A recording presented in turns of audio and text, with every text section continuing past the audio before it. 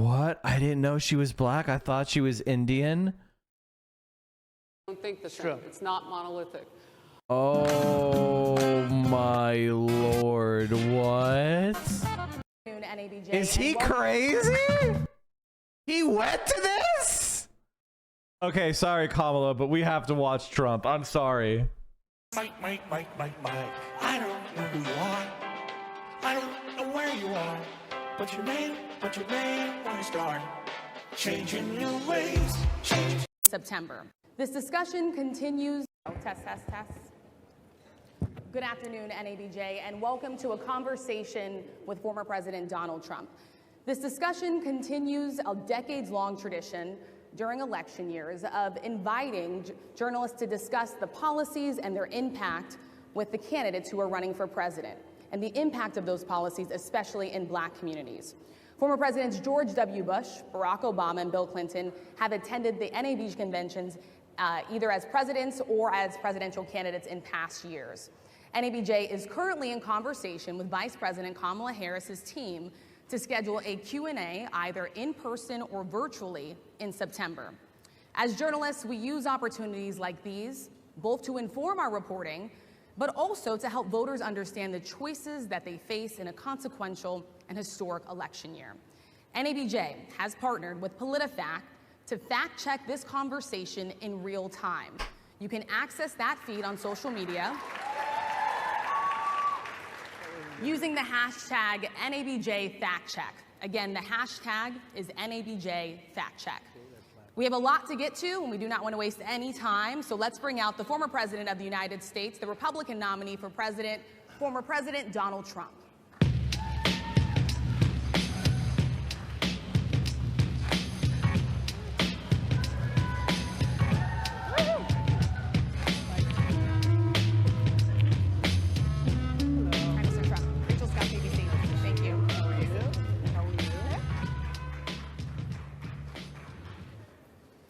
Mr. President, we so appreciate you giving us an hour of your time. I want to start by addressing the elephant in the room, sir. A lot of people did not think it was appropriate for you to be here today. You have pushed false claims about some. Who made him do this? Who made him do this?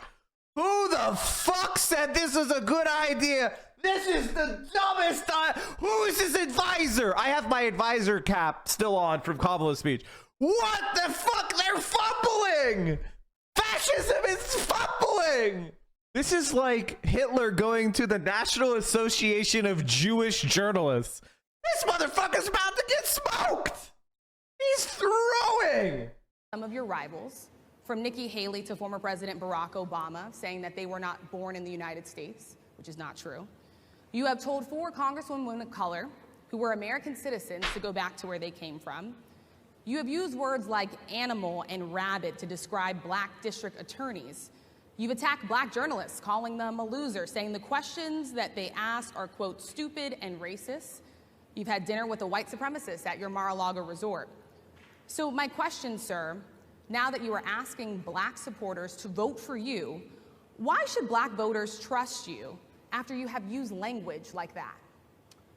Well, first of all, I don't think I've ever been asked a question so in such a horrible manner. First question. You don't even say, hello, how are you? Are you with ABC? Because I think they're a fake. Oh my God, he started freaking out immediately. Oh my God, the goat is back. Oh my God, this is, if Kamala Harris doesn't pick Josh Shapiro, she might win like 400 electoral votes. Like, what is she doing? Like, please don't pick Josh. Please. I'll even take Kelly over Josh at this point. News network, a terrible network. And I think it's disgraceful that I came here in good spirit. I love the black population of this country. I've done so much for the black population of this country, including employment, including opportunity zones with Senator Tim Scott of South Carolina, which is one of the greatest programs ever for black workers and black entrepreneurs. I've done so much, and and I say this, historically black colleges and universities were out of money. They were stone cold broke, and I saved them and I gave them long-term financing, and nobody else was doing it. I think it's a very rude introduction. I don't know exactly why you would do something like that. And let me go a step further. I was invited here, and I was told my opponent, whether it was Biden or Kamala, I was told my opponent was going to be here. It turned out my opponent isn't here. You invited me under false pretense. And then you said you can't. He's being a little bitch baby. He's being a little bitch baby. Oh my God. Old Trump would have laughed that off and been like, listen, this is why I'm here. Because I'm not talking to the elites on the stage. I'm here to talk to you people in the crowd. Are you tired of being on the Democratic plantation? Like, he would have laughed it off. Now he's like a little bitch baby. He's so off his game. He's so off his game. Oh my Lord. Can't do it with Zoom. Well, you know, where's Zoom? She's going to do it with Zoom, and she's not coming. And then you were half an hour late, just so we understand. I have too much respect for you to be late. They couldn't get their equipment working, or something Mr. was President, wrong. I would love if you could answer the question on your rhetoric and why you I believe have that answered black the voters question. should trust you with another I 4 have years. been the best president for the black population since Abraham Lincoln. That's my answer. Better than President Johnson, who signed the Voting Rights Act? For you to start off a question and answer period, especially when you're 35 minutes late because you couldn't get your equipment to work, in such a hostile manner, I think it's a disgrace. Let me just ask a follow-up, sir, and then we'll move on to other questions here. Some of your own supporters, including Republicans on Capitol Hill, have labeled Vice President Kamala Harris, who is the first black and Asian American woman to serve as vice president and be on a major party ticket, as a DEI hire. Is that acceptable language to you? And will you tell those Republicans and those supporters to stop it? How do you define DEI? Go ahead. How do you define diversity, equity, and inclusion? Okay, yeah, go ahead. Is that what your definition? That is give me a literally definition the words then. Would you give me a definition DEI. of that? Give me a definition. Sir, of I'm that. asking you a question, No, a you very have to direct define question. it. Define it for me, if you would. I just defined it, sir. Do you believe that Vice President Kamala Harris is only on the ticket because she is a black woman? Well, I can say no. I think it's maybe a little bit different. So, I've known her a long time indirectly, not directly, very much, and she was always of Indian heritage, and she was only promoting Indian heritage. I didn't know she was black until a number of years ago when she happened to turn black, and now she wants to be known as black. So I don't know, is she Indian or is she black? She has always But you know identified what? as a black woman. I She went to a respect historically either black one. college. I respect either one, but she obviously doesn't, because she was Indian all the way, and then all of a sudden she made a turn, and she became a black person. Just to be clear, sir, do And you I believe think, that I think she is somebody should look into that too when you ask continue in a very hostile, nasty tone. It's a direct question, sir. Do you believe that Vice President Kamala Harris is a DEI hire, as some I Republicans really have don't said? know. I mean, I really don't know. Could be. There are some, and there are plenty. I know this lady right over there, Harris, is a fantastic person who just interviewed me at length. And we had a great interview, I think, and I heard you got very good ratings on that Well, interview. you told me it was the longest one of your life, so we had a good discussion. Look, I want to talk about why you're here today. I mean, it is not lost on us how divided we are as a country. And as you were coming today, we really got to see that we were divided along the lines of race. No, seriously, how did they let him do this? What is happening? What is going on? Is there a mole? I mean, there's a Fox News anchor. She's a Fox News anchor right here over in the pink. So maybe she told them and convinced them that this was a good idea. And Republicans are maybe huffing the, like, there's a lot of like black Republican like sellout influencers who do who basically do a 21st century minstrel show for conservatives. And there, I fucking said it. And so maybe they're delusional and they thought going to the Black Journalist Convention would be positive. I don't know what the fuck they're doing. I don't know what they're fucking doing. Lines of gender. And there is this question of, in this moment where we are, why come here? What is your message today? My message is to stop people from invading our country that are taking, frankly, a lot of problems with it. But one of the big problems, and a lot of the journalists in this room I know and I have great respect for, a lot of the journalists in this room are black. I will tell you that coming coming from the border are millions and millions of people that happen to be taking black jobs. You had the best. What exactly is a black job, sir? A black job is anybody that has a job. That's what it is. Anybody that has a job. All right. And Mr. President, they're taking the employment away from black people. They're coming in, they're invading. It's an invasion of millions of people, probably 15, 16, 17 million people. I have a feeling it's much more than that. And everybody's been seeing what's happened. The first group of people, the black population, is affected most by that. And Kamala is allowing it to happen. She's the border czar. She's the worst border czar in the history of the world. There's never been a border czar like this. She's never even essentially been. She said she was there once, but not the right part of the border. So she was a border czar. She's done a horrible job. These people are coming into our country, and they're taking black jobs and his. He did it again! He said it again! He's throwing! He's throwing! She's the worst border czar in the history of the world. Did you know that we haven't been using the first American passports are only 100 years old? The oldest American passports, they're just 100 years old. You used to be able to go from country to country at will. Did you know in America, the immigration policy was come to America and 2 years later say you're an American and that's it. That was what your great-grandparents did. That was their immigration. Just live here for 2 years and you become an American citizen and you can vote. Like that was the old immigration system. No passports. Come to America and say, I want to be American. 2 years past, you're a fucking citizen. That used to be it. When all the white people came to America, that was the immigration system.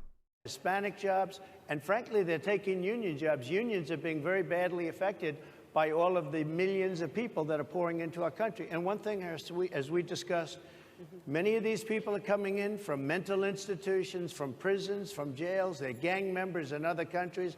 Other countries are setting loose their prisoners. They're opening up their prisons and their mental institutions, and they're taking their bad people, drug dealers, gang members, and they're bringing them into the United States. And by the way, their crime rate is going down, and our crime rate is going to be a disaster. Mr. President, I want to get into how you address some of the issues with black communities. And I say that plural because we live in communities of color that are different. We're not all the same. We don't vote the same. We don't think the same. True. It's not monolithic. So as you come here today, I want to talk about something that bursts, and this is the weight of the inflation on this country right now. The nonprofit Money Management International recently released data from its mid-year analysis that we have found a 52% rise in people who are seeking counseling for being in credit debt. They're paying for food that is sky high on their credit cards, and now they can't pay that off. The credit counseling nonprofit MMI, as I said, is saying now that they've seen surges that they haven't seen since we were in a pandemic of people in financial trouble. Much of that falls on the shoulders of single moms, single black moms, when you look statistically. Yeah. Which is why he wants to cut support for food stamps and Section 8, and he wants to cut Social Security and Medicare and Medicaid, and he wants to make sure that you have to go and pull yourself up by your bootstraps. What are you even talking about? How do you turn it around? What's your plan for the black community when it comes to money? So, first of all, it's very hard to hear you for whatever reason because of the fact that they have bad equipment, because I guess, you know, this woman was... Oh my God! What is he doing? Why is he being a whiny little bitch baby? To get the right equipment, but it's very hard for me to hear you, but I can hear every other word. It's very difficult, actually. But so I don't know if they can fix it or do something with it, but I'll do the best I can with it. The inflation is absolutely destroying our middle class, our working class, virtually every class. Inflation is a disaster in our country. Inflation is a country buster. It breaks every country. And we had, in my opinion, the worst inflation we've had. They say it's 58 years, but I think it's much more than that. It's been devastating. And if you just take a look at a lot of things they don't include, like interest rates. Interest rates went from 2.4% to 10%, and you can't get the money. People can't buy houses. They no longer have the American dream. Young people, young black people, They don't have the American dream anymore. They can't buy a house. They can't borrow the money because of the cost of the money. They can't buy because of the cost of housing, because of the cost to build it, because of inflation.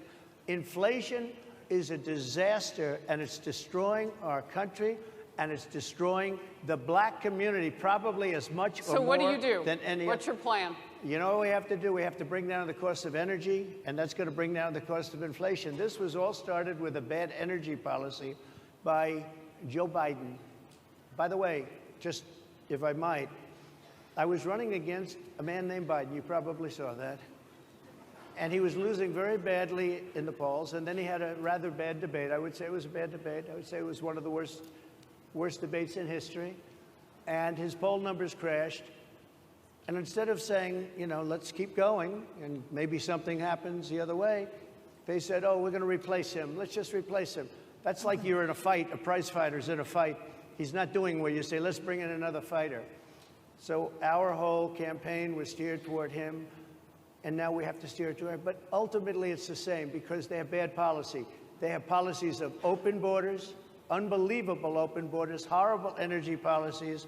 They want to get rid of, as you say, gasoline in cars. They want to get rid of oil. They want to get rid of efficient heating. Mr. President. Environmentally, what they're doing is killing our country. They're absolutely destroying our country. But the inflation is the thing that's hurting the black worker, the black population, and every other population within our country.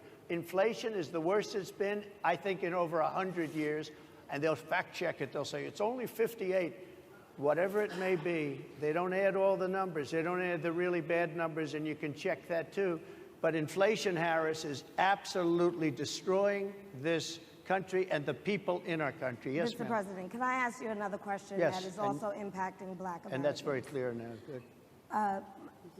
I'm sorry? It's very clear. I hear you. Okay. So Sonia Massey, someone from Illinois, an unarmed black woman, was shot the other day in her home by a deputy sheriff. The deputy has since been charged with murder. You've said police would get immunity from prosecution if you win. Why should someone like that officer have immunity, in your opinion? Immunity? Immunity. I don't know the exact case, but I saw something, and it didn't look good to me. It didn't look good to me. Are you talking with the water, right? Yeah, well, police unions are not backing this person either. Okay. But again, why would... They're going to be charging the officer. I guess they're charging the officer. So why should he receive immunity? Well, he might not. I mean, it depends. It depends on what happens. I'm talking Wait, about... what the fuck? You just said that cops deserve immunity, and she says, okay, what about this cop murdering someone? He goes, well, it depends. That's not what immunity means, dummy. He's literally too stupid. And this is a thing that you need to keep in mind here, chat, is like a lot of people are actually very dumb. They don't have a lot of intellectual firepower. There are two types of Republican voters, the stupid and the evil. I know. It seems like, Mike, you're talking about tens of millions of people. Can you really believe they're all evil or all stupid? Yes. Yes, I can. Does stupid mean that they're stupid in all aspects of life? No, it doesn't mean that. Does evil mean evil in all aspects of life? Yes, actually it does. The evil people, they are actually evil in all aspects of life. But a lot of people are just, when I say stupid, I also mean ignorant. I really should say ignorant and evil. A lot of people who vote Republican are voting for policies that they do not support. This is actually one of the things that almost drove me insane when I ran for office. When I ran for office, this was the thing that almost drove me mentally insane. Was I would talk to Republican voters about issues. I would ask them what was important to them. I would talk to them about policies, and I would say, I would talk about what I would support, and they would be nodding along with it. And then I would say, well, my opponent is a Republican, and he doesn't agree with any of this. And they'd be like, there's no way that's right. There's no way he supports that. I'd be like, no, these are his policies. I don't believe you're right. I don't believe that's his policies.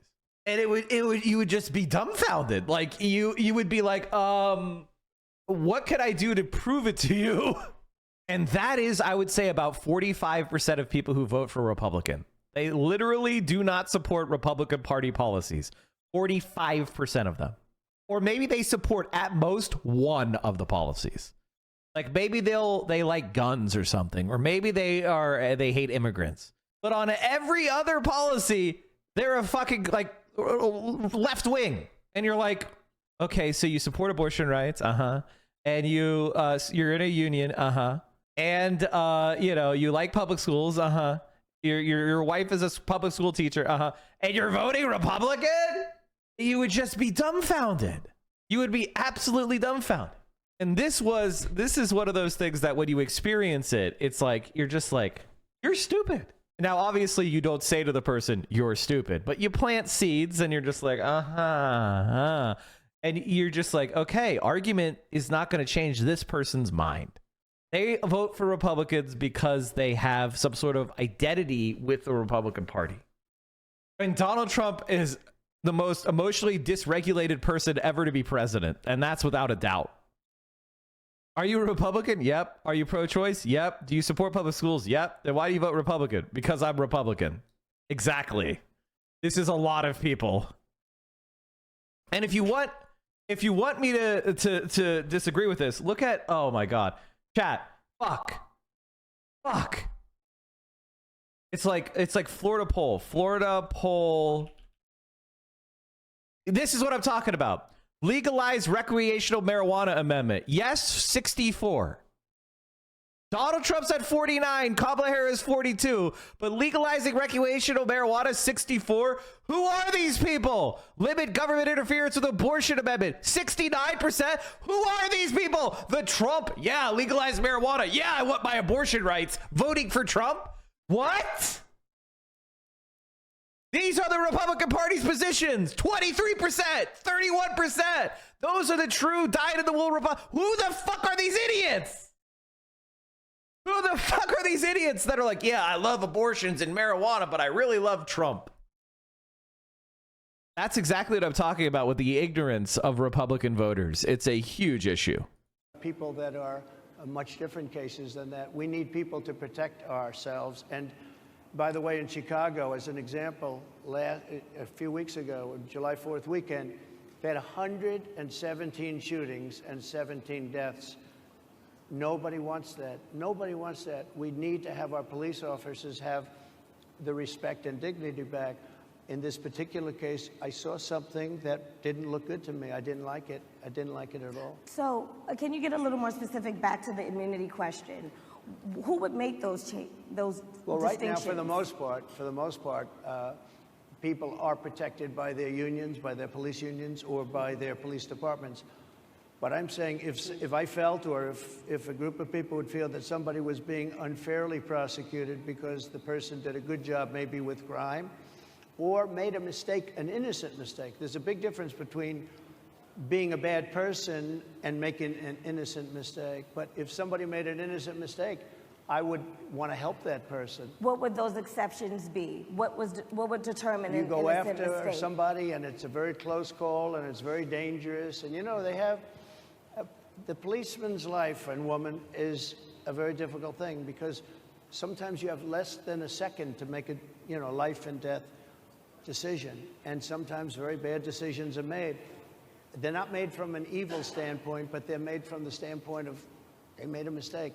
So I want to follow up really quickly. I find it interesting because you do talk about reining in prosecutors, especially when it comes to prosecutors that are prosecuting you. Why doesn't that skepticism apply to law enforcement? Well, I've been prosecuted because I'm a political opponent of two people that have weaponized our justice system. I've been prosecuted. I just won the big case in Florida. Everyone said that was the biggest case. That was the most difficult case. And I just won it. Now, Biden has a similar case, except much worse. I was protected under the Presidential Records Act. Biden wasn't because he wasn't president at the time. And he had 50 years worth of documents. And they ruled that he was incompetent. And therefore, he shouldn't stand trial. And I said, isn't that something? He's incompetent and he can't stand trial, and yet he can be president. Isn't that nice? Mr. President, but they released him on the basis that he was incompetent. They said he had no memory and he was a nice old guy, but he had no memory, and therefore we're not going to prosecute him. I won the case, and it got very little publicity. I didn't notice ABC doing any publicity on it, George. We cover you extensively, sir. I'd love to move over to I didn't notice you do any publicity on it. Oh man, he is.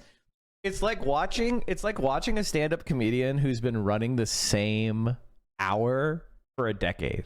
There's a stand-up comedian that gets up there and he finds his first hour, he crafts it, it hits, and then he's just too scared to try a new joke. And then you just watch his fandom just sink.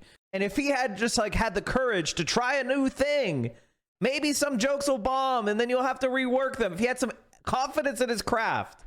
But this is Donald Trump. He just at all. I won the case, the biggest case. This is an attack on a political opponent. I have another one where I have a hostile judge. We have you for a limited time, sir. I'd love to move on to different topics. Excuse you. You're the one that held me up at 35 minutes, just so you understand. If we can move on now to the state of the race, sir, I want to get back to the campaign. Senator J.D. Vance is your running mate. He's had a lot of controversy lately, and I want to read you a few things that he has said in the past. He's getting absolutely rolled by these journalists. Chat, if this is what DEI hires look like, we need more DEI hires because they're absolutely cooking his ass. He said the Democrats running the country are a bunch of childless cat ladies who are miserable at their own lives and the choices they've made.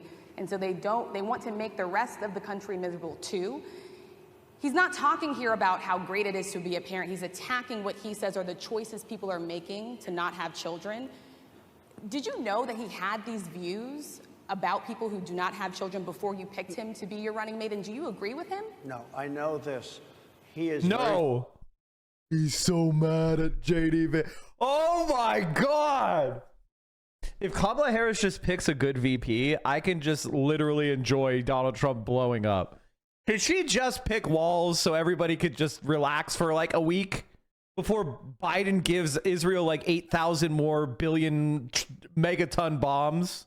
Family oriented, and he thinks family is a great thing. That doesn't mean he thinks that if you don't have a family, it's not. I know people with families. I know people with great families. I know people with very troubled families. And I also know people with no families. They didn't meet the right person. Things happen. You go through life, you don't meet the right person. But he's not just talking about families here. He also says that people that don't have children should get less votes than those that do. I'm just speaking for myself. Is that your campaign I think position? I'm speaking for him too. He strongly believes in family. But I know people with great families. I know people with not great families that don't have a family. And the people without the family are far better. They're superior in many cases, okay?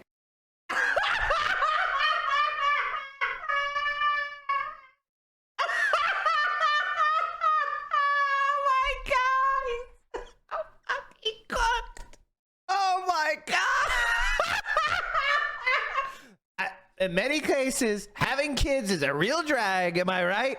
Fuck them kids. A lot of the people without kids, they're superior.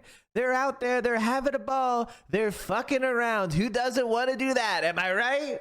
I hate my bitch wife. She doesn't even come to my events anymore. She's probably fucking her bodyguard again. Big surprise. So what? His dick works. She's fucking the bodyguard again. I hate my kids. Have you seen my son? You would hate kids too. So I'm jealous of a lot of people without a family. They're superior. He's not saying they're not. What he's saying is that he thinks the family experience is a very important thing. It's a very good thing. But that doesn't mean that if you grow up and you grow older and you don't meet somebody that would be wonderful to meet and would have been good, that that's a bad thing. He's not saying that. My interpretation, you'll have to ask him, actually, but my interpretation is he's strongly family-oriented, but that doesn't mean if you don't have a family, there's something wrong with it. Just one last point, and then we'll move on. Just one of the bedrock principles of American life is one person, one vote. Senator J.D. Vance has suggested that someone who has children should have more votes than a person who does not have children. I just want to be clear here. Is that the position of your campaign? Well, no, but it's not something I have ever heard before. I can tell you this. Right now you have illegal aliens coming into our country, many from prisons and many from mental institutions, and they want to give them votes. I don't think they should have votes. They came into our country illegally, and they're taking the vote away from all of the people in this room that have been here a long time, that have worked hard, that in many cases, and you'll see this happening, if I'm not elected, you're going to see it happening. If I am, you're not going to have any problem. But you're going to see it happening a long time. You're going to see the people in this room and people outside of this room are going to be losing their jobs to people that have come into this country illegally. Mr. President, can we stay with just kind of the state of the race right now? Because I felt like that vice president question, candidate question was right in there with that. So let's talk about J.D. Vance for a little bit. He's had some stumbles out of the gate. I don't know if you're hearing what we hear as reporters, but it's been a tough couple of weeks for him. Why did you choose J.D. Vance? Why not? Oh, God. This is the Fox News reporter. This is like going to the corner after getting your your bell rung during a boxing round, and then your trainer just starts punching you. Let him take a sip of water. Let him wash the blood out of his mouth. Clean up the cut over his eye. She's just belting him right in the balls. Oh my God. Why did you choose him? And I'm having a hard time hearing too. I chose know him everybody because, out there can, but it's I'll hard tell to you hear. why. I chose him because he's a very strong believer in work and the working man and woman, and especially the working man and woman who have been treated very unfairly, because you have many of them in this room. But you have many of those people, they were treated very unfairly. They worked very hard and they were treated unfairly. He wrote the book that became a bestseller. The movie became a smash hit.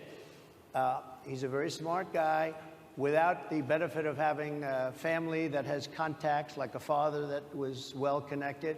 He got into Yale Law School. He graduated in 2 years from Ohio State, summa cum laude.